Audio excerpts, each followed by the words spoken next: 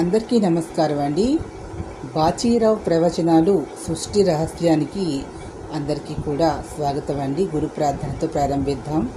గురు బ్రహ్మ గురుర్విష్ణు గురుర్దేవో మహేశ్వర గురు సాక్షాత్ పరబ్రహ్మ తస్మై శ్రీ గురవే నమః. సదాశివసమారంభాం శంకరాచార్య మధ్యమాం అస్మదాచార్య పర్యంతం వందే గురు పరంపరాం. అస్య శ్రీ సూర్యవరప్రసాదిత శుక్లయజుర్వేదః మూలమంత్రః మూలగురుః యాజ్ఞవల్క్య ఋషిః కౌండిన్యముని కాన్వముని నమో నమస్తే. శ్రీ కాత్యాయని మైత్రేయి సమితి యాజ్ఞవల్క్య గురుభ్యో నమః. జై శ్రీమన్నారాయణ, జై శ్రీకృష్ణ. ఆదిగురువైనటువంటి శ్రీ గురు దక్షిణామూర్తి పాదపద్మాలకి, జగద్గురువులైనటువంటి శంకర భగవత్పాదుల వారి పాదపద్మాలకి, శుక్లయజుర్వేదానికి మూల గురువులైనటువంటి కాత్యాయని మైత్రేయి సమేత యాజ్ఞవల్క్య ఋషి పాదపద్మాలకి నమస్కారాలు తెలియజేసుకుంటూ, నాకు ఈ దేహాన్ని ప్రసాదించినటువంటి నా తండ్రికి, ఈ దేహంలో జీవాత్మని ప్రవేశపెట్టినటువంటి ఆ పరమాత్మ శ్రీమన్నారాయణుడికి, ఆ నారాయణుడికి ఇష్టమైన జ్ఞాన సభకు కూడా నమస్కారాలు తెలియజేసుకుంటూ బాచీరావు ప్రవచనాలు సృష్టి రహస్యాన్ని ప్రారంభిస్తూ ఉన్నాను. పండిత సభలో ఆ పండిత సభకి అధ్యక్ష స్థానంలో ఉన్నటువంటి గురు దక్షిణామూర్తి వటవృక్షం కింద కూర్చొని ఉన్నారు. ఆయన కింద గడ్డి మీద కూర్చొని ఉన్నారు. ఆయనకి వయసులో వృద్ధులైనటువంటి పండితులైనటువంటి వారందరూ కూడా జ్ఞాన సంపన్నులైనటువంటి వారు, కొన్ని శాస్త్రములను అభ్యసించినటువంటి వారు అక్కడ కూర్చొని ఉండగా వారు ప్రశ్నిస్తూ ఉన్నారు. ఏమని అడుగుతున్నారు అంటే, బాధ అన్నది దేహమునికి కలుగుతుందా, ఆత్మకి కలుగుతుందా? బాధ దేనికి కలుగుతుంది? దేహమునిక, ఆత్మక? అదేవిధంగా సంతోషాన్ని, బాధని వ్యక్తం చేసేటటువంటిది దేహమా లేక ఆత్మయ, జీవాత్మయ? అదేవిధంగా భావాలు, ఆలోచనలు, సంబంధాలు అనేటటువంటివి, భావోద్వేగాలు ఏదైతే ఉంటాయో ఇవన్నీ కూడా దేహానికి ఉంటాయా, జీవాత్మకు ఉంటాయా? ఇక్కడ జీవుడు అంటే జీవశక్తి. ఇక్కడ శక్తి అంటే ఏంటి, తేజస్సు అంటే ఏంటి అంటూ ఇలా ప్రశ్నిస్తూ ఉన్నారు. ఇప్పుడు గురు దక్షిణామూర్తి నుంచి వచ్చినటువంటి సందేశాలు ఆ శబ్ద తరంగాల, కాంతి తరంగాల రూపంలో వచ్చినటువంటి ఆ యొక్క శక్తి స్వరూపాలు, కాంతి పుంజాలు వస్తూ ఉన్నాయి కదా. అవి ఏమని చెప్తూ ఉన్న ఆ రూపంలో వచ్చేటటువంటి సమాధానం ఏ విధంగా అర్థమవుతుంది అంటే, దేహమునకు బాధ, అదేవిధంగా భావోద్వేగాలు, ఆలోచనలు, బంధాలు అన్నవి ఏమీ ఉండవు. అది పంచభూతాలతో తయారు చేసినటువంటి ఒక పదార్థము. అన్ని భావాలు, బంధాలు, భావాలు, ఉద్రేకాలు, సంతోషము, బాధ, దుఃఖము ఇవన్నీ ఉండేటటువంటివి, ఆహారము తీసుకున్నది, జీవశక్తి కలిగి ఉన్నది కేవలము జీవాత్మ మాత్రమే. కానీ అన్నీ శరీరము అనుభవిస్తుంది అనున్నది కేవలము లౌకికపరమైనటువంటి జీవితంలో మాట్లాడుతూ ఉంటారు. కానీ దేహము అనున్నది అనుభవిస్తున్నది అను భావన అదంతా కూడా మాయా మోహము. ఇదియే మాయా మోహము, భ్రాంతి భ్రమ. ఇదియే మాయ, ఇదియే మోహము, ఇదియే అన్నది పరమ సత్యము, ఇదియే సృష్టి రహస్యము అని చెప్తున్నారు. అంటే ఇక్కడ జీవాత్మ ఆ దేహమును వదిలి వెళ్ళిన నాడు ఆ దేహమునకు ఏమైనా స్పర్శ జ్ఞానము తెలుస్తుందా? తెలియదు కదా. ఎటువంటి భావము తెలియదు కదా. కాబట్టి ఏది పరమసత్యము అంటే జీవశక్తి, జీవాత్మ, అది జ్యోతి స్వరూపంతో ఉన్నటువంటి ఒక కాంతి వెలుగు శక్తి. తేజస్సు అంటే ఏంటి, శక్తి అంటే ఏంటి అంటున్నారు. ఇక్కడ తేజస్సు అంటే శక్తి అంటే ఏంటి? జీవాత్మకి జీవశక్తి ఉంటుంది. జీవాత్మకి జీవశక్తి ఉంటుంది. దేహమునకు శక్తి జీవాత్మ వల్ల వస్తుందే కానీ దేహమునకు శక్తి ఏమీ ఉండదు. జీవాత్మకి మాత్రమే ఉంటుంది జీవశక్తి. ఆ జీవాత్మకి తేజస్సు ఎప్పుడు వస్తుంది అంటే ఆ జీవాత్మ యొక్క కొంత సాధన, అంటే ఇక్కడ మనం ఏ విధంగా తీసుకోవాలి అంటే ఆ జీవాత్మ యొక్క గుణగణాలను ఆధారంగా, ఆ జీవాత్మ యొక్క తత్వము ఆధారంగా ఆ జీవాత్మకి తేజస్సు అనేది వస్తుంది. తేజస్సుతో పాటుగానే బుద్ధి, బలము అన్నవి ఏర్పడతాయి.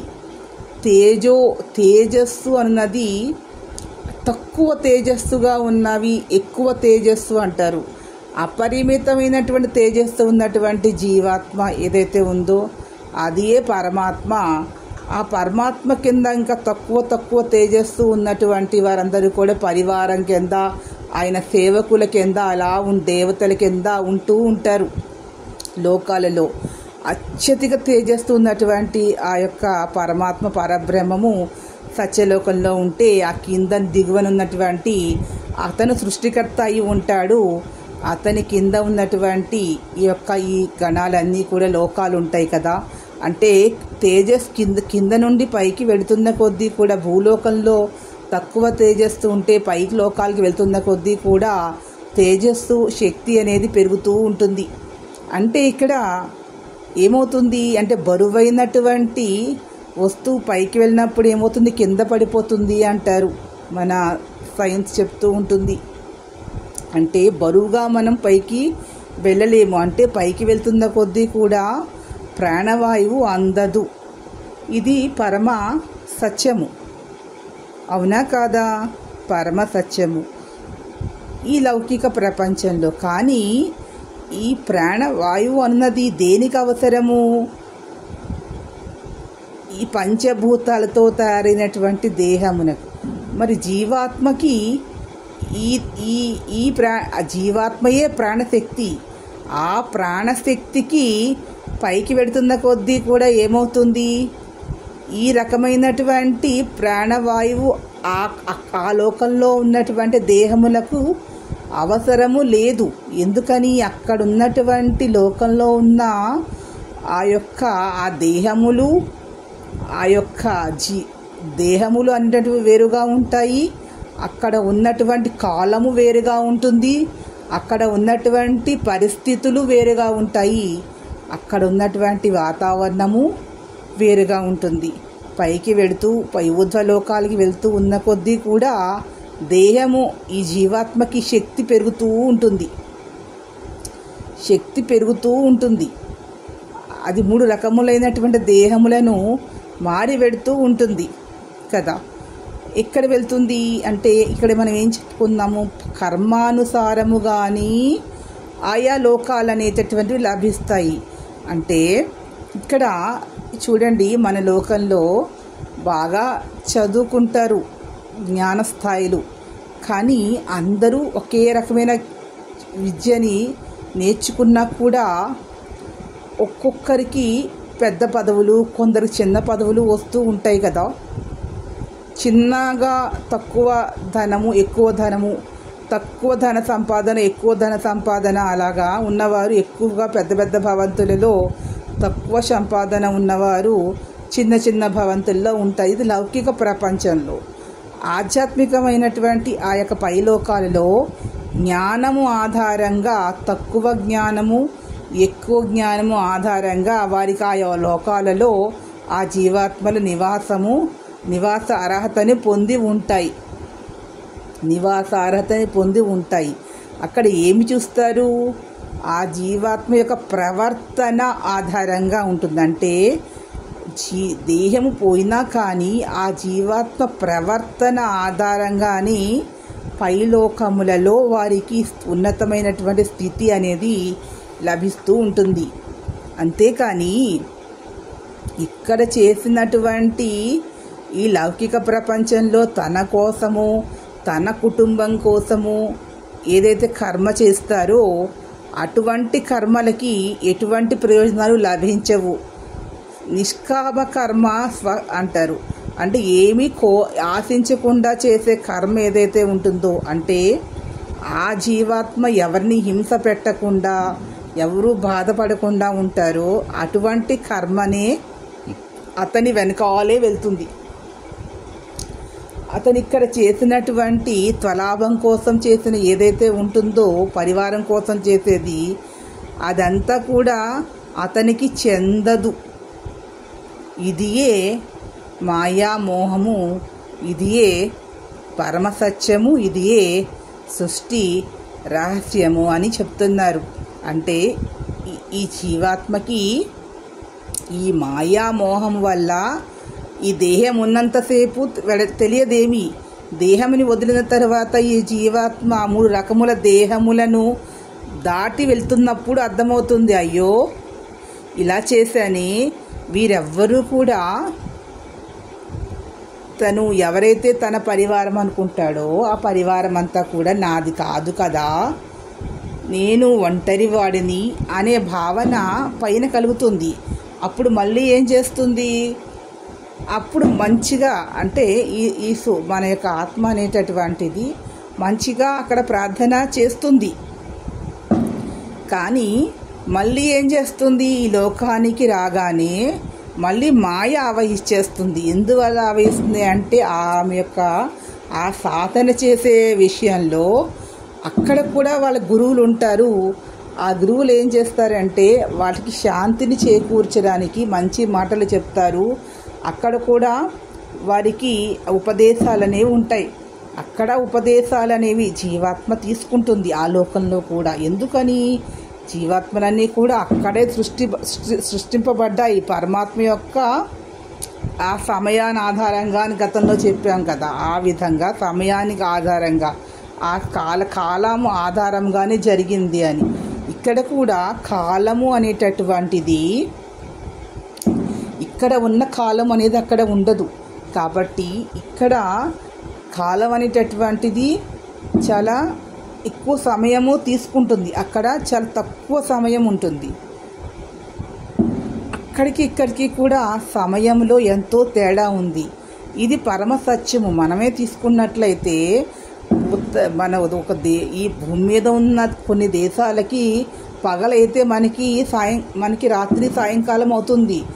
అవునా కాదా? ఇది పరమ సత్యమైనదే కదా. ఇదే విధంగా ఇంకే భూలోకంలోని ఇన్ని రకముల కాలములు ఉన్నప్పుడు పైలోకములలో కూడా కాలములు తేడాగా ఉంటాయి. మానవులలో మన దేశంలో మనుషులు ఒక రకంగా ఉంటే వేరొక దేశ ప్రాంతంలో ఉన్న మనుషులు అంటే వారి యొక్క శిరోజాలైతే ఏంటి, దేహములో, ఆలోచన విధానంలో, ఆహారపు అలవాట్లలో, భావజాలంలో తేడాలు ఉన్నాయి కదా. భూలోకంలో ఉన్న వారి ఇన్ని రకాలుగా ఉన్నప్పుడు ఆ లోకాలలో ఏ విధంగా ఉంటారు? తేడా అనేది ఉంటుంది. వెళ్తున్న కొద్దీ కూడా, పైకి వెళ్తున్న కొద్దీ కూడా. అంటే ఈ దేహముతో, పంచభూతాలతో తయారైనటువంటి ఈ దేహముతో ఊర్ధ్వలోకములకు సంచరించుట అన్నది అసంభవము. అదేవిధంగా ఇక గ్రహలోకాలు గురించి కూడా వారు ప్రశ్నిస్తూ ఉన్నారు ఈ యొక్క జ్ఞానులైనటువంటి వారు. అప్పుడు చెప్తారు, ఋషులు ఈ యొక్క మనోనేత్రముతోనే, మీరు గతంలో అడిగిన విధంగా మనోనేత్రముని గురించి ప్రశ్నించారు కదా, ఆ మనోనేత్రముతోనే భూలోకములో ఉండి దాన్ని దర్శించి వ్రాసినటువంటివే గ్రంథములు. జ్యోతిష్య శాస్త్ర గ్రంథము అన్నది కదా. అటువంటి గ్రంథములో ఆ లోకముల గురించి కూడా వివరించండి అని అడుగుతూ ఉన్నారు. ఆ లోకాలలో ఏ విధంగా ఉంటుంది అని. అప్పుడు చెప్తున్నారు, ఈ గ్రహలోకాలు అన్నవి భూలోకమునకు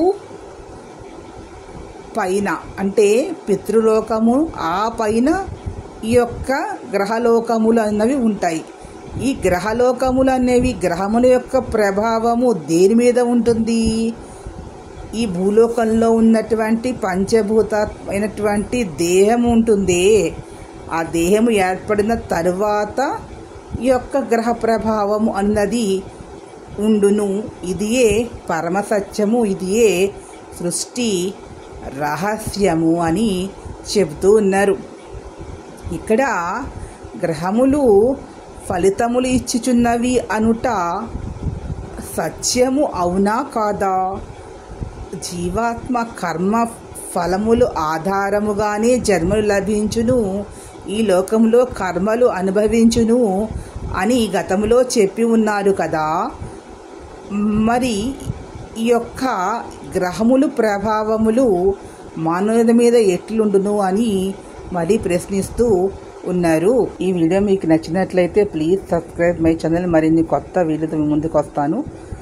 కామెంట్ బాక్స్లో కామెంట్స్ తెలియజేయండి. అంతవరకు అందరికీ నమస్కారం అండి.